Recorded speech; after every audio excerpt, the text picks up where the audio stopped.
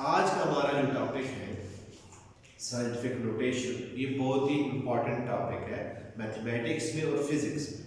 ये इसलिए इम्पॉर्टेंट है बेटा कि मैथमेटिक्स में और फिजिक्स में हमारा वास्ता पड़ता है नंबरों के साथ, वैल्यूज़ के साथ, फिगर्स के साथ। बड़ी वैल्यूज़ भी होती है, छोटी वैल्यूज़ भी होती है।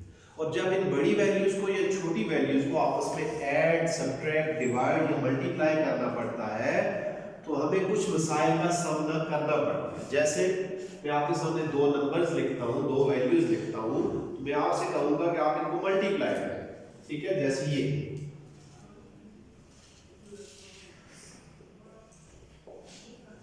ठीक है, दूसरा नंबर ये।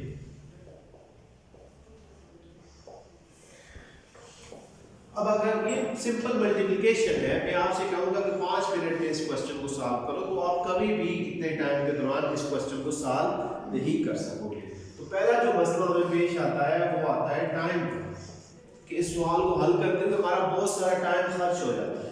और दूसरा मसला हमें जो दरपेश होता है वो ये होता है कि इस सवाल को, इस वैल्यू को हल करने के बावजूद भी हमारे ज़हन में ये खदशा रहता है कि हमने कोई गलती कर दी है। तो दूसरा जो मसला हमें पेश आता है वो किसका आता है? गलती का, एरर। कि there must be there will be there is an error in my solution, ठीक है। मेरे सवाल में, मेरे जवाब में कहीं ना कहीं गलती मौजूद है, ठीक है। हम श्योर नहीं होते कि हमारा सवाल ठीक है या गलत है। अब इसी तरह हम स्मॉल वैल्यूज दे देते हैं, जैसे ये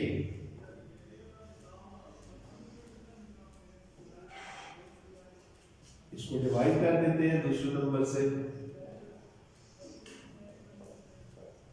अब अगेन जब हम इन स्मॉल वैल्यूज को सॉल्व करते हैं, ठीक है, तो अगेन यही मसाइल पेश आते हैं। टाइम बहुत ज्यादा लगता है, ठीक है, और गलती का चांस भी मौजूद रहता है। अब इन दो मसाइल से निपटने के लिए हम क्या करते हैं? एक मेथड डेवलप करते हैं, और वो मेथड ये है कि लार्ज वैल्यूज को या इन स्मॉल वैल्यूज को हम क्या करते हैं? एक स्टैंडर्ड फॉर्म में लिखते हैं। किस फॉर्म में लिखते हैं? स्टैंडर्ड फॉर्म में। और ये जो स्टैंडर्ड फॉर्म में लिखने का तरीका होता है, इस तरीके को क्या कहते हैं? Scientific notation. क्या कहते हैं? Scientific notation. Scientific notation is a method, is a technique to write a very large और very small value in a standard form. और ये स्टैंडर्ड फॉर्म है क्या? हम इन नंबर्स को किस तरह लिखते हैं? हम इन नंबर्स को क्या करते हैं? 10 की पावर्स में लिखते हैं। किस में लिखते हैं? 10 की पावर्स में।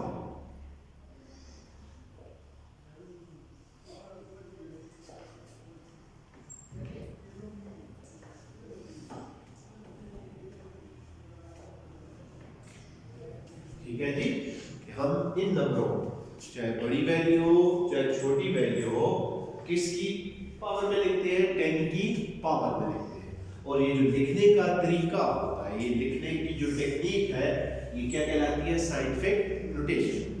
आया क्या हम नंबरों को वैसे ही लिख देते हैं 10 की पावर्स में, या हम कुछ रूल्स को फॉलो करते हैं? क्वेश्चन ये राइज होता है। तो बेटा जब भी हम साइंटिफिक नोटेशन यूज करते हैं बड़े नंबरों को या छोटे नंबरों को स्टैंडर्ड फॉर्म में लिखने के लिए, तो हम एक प्रिंसिपल को फॉलो करते हैं। और ये प्रिंसिपल क्या है? ये प्रिंसिपल कहलाता है principle of scientific notation.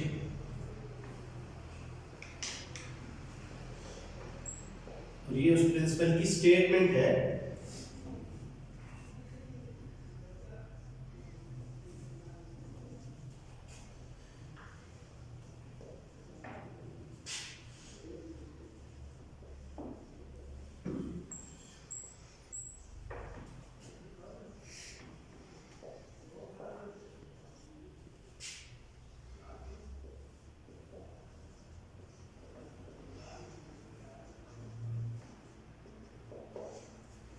There should only be a one non-zero digit on left side of decimal। कि जो डेसिमल पॉइंट होता है उसकी लेफ्ट साइड पे एक और सिर्फ एक गैर सिफर नंबर होना चाहिए। अब हमारे पास कितने गैर सिफर नंबर है? 1 2 3 4 5 6 7 8 और 9। मतलब इन 9 नंबर में से कोई एक नंबर मौजूद होना चाहिए। किस तरफ? बाएं तरफ। किसके बाएं तरफ? डेसिमल के बाएं तरफ। अब इसी चीज को, इसी रूल को हम एग्जांपल्स पे अप्लाई करते हैं और ये देखते हैं कि किस तरह हम एक बड़े नंबर को एक स्टैंडर्ड फॉर्म में या छोटी हालत में लिख सकते हैं। फॉर एग्जांपल हमारे पास ये एक पॉजिटिव वैल्यू है,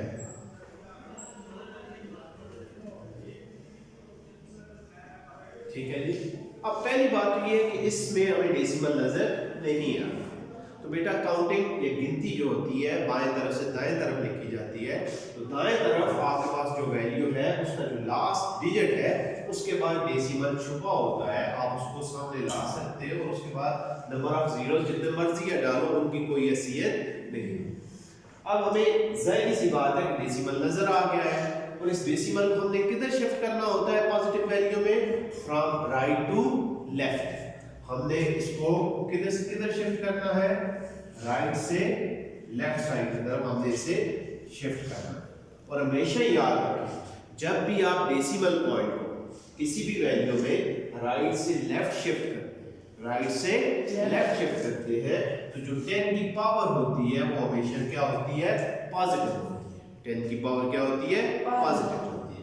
अब हम इसको शिफ्ट करते हैं तो बेटा इसको हम इस तरह शिफ्ट करेंगे कि इसकी लेफ्ट साइड पे सिर्फ और सिर्फ एक गैर सिफर नंबर होना चाहिए। और इसको फिर कहां पर शिफ्ट करेंगे?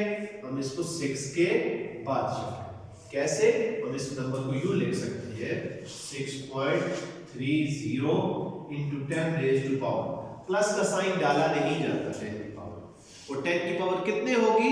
जितने डिजिट इंक्लूडिंग जीरो हमने इसको शिफ्ट किया है, तो कितने? 1 2 3 4 5 6 and 7, सो 10 की पावर 7। तो आपका ये जो नंबर था, ये जो दरिया था, आपने इसको किस में बंद कर दिया? पूजे में बंद। अब हम एक छोटी वैल्यू लेते हैं। फॉर एग्जांपल ये हमारे पास नंबर है 0.000431 अब हमें इसमें डेसिमल ऑलरेडी नजर आ रहा है, उसको लोकेट करने की हमें जरूरत नहीं है, ठीक है। अब हम क्या करेंगे? इस डेसिमल को किधर शिफ्ट करेंगे? From left to right. हमेशा याद रखें, हमेशा जब भी आप किसी वैल्यू में, किसी नंबर में डेसिमल को लेफ्ट से राइट शिफ्ट करते हैं तो 10 की पावर हमेशा क्या होगी? माइनस होगी। और जितने नंबर, जितने डिजिट शिफ्ट करोगे उतने वो क्या होगी? माइनस होगी। अब इस नंबर को हम लिख सकते हैं, सबसे पहले डेसिमल यहां है, तो इस वैल्यू में जो सबसे पहला नॉन जीरो डिजिट आ रहा है वो क्या आ रहा है? 4 आ रहा है। हम डेसिमल को किधर शिफ्ट करेंगे? आफ्टर 4। तो हम इसको लिख सकते हैं 4.31 into 10 raised to power minus. Minus इसलिए हमने डेसिमल को लेफ्ट से राइट शिफ्ट किया, ठीक है जी। और जितने डिजिट्स इंक्लूडिंग जीरोस किया है उतनी 10 की पावर माइनस होगी। काउंट करें 1 2 3 4 and 5, तो 4.31 into 10 raised to power -5। कुछ समझ आया आप लोगों को? ये कहलाता है, ये जो मेथड है, ये लिखने का तरीका है, इसको साइंटिफिक नोटेशन कहते हैं। और साइंटिफिक नोटेशन का प्रिंसिपल भी क्या है कि जो डेसिमल पॉइंट होता है उसकी लेफ्ट साइड पे एक गैर सिफर नंबर होना चाहिए। अब मैं कुछ एग्जांपल्स आप लोगों के लिए लिखता हूं, आप इन एग्जांपल्स को साइंटिफिक नोटेशन से क्या करें? आप सॉल्व करें और फिर मुझे दिखाएं, उसमें कोई भी गलती हो मैं उसको एड्रेस कर सकूं। जरा ये एग्जांपल्स आप नोट कर लें।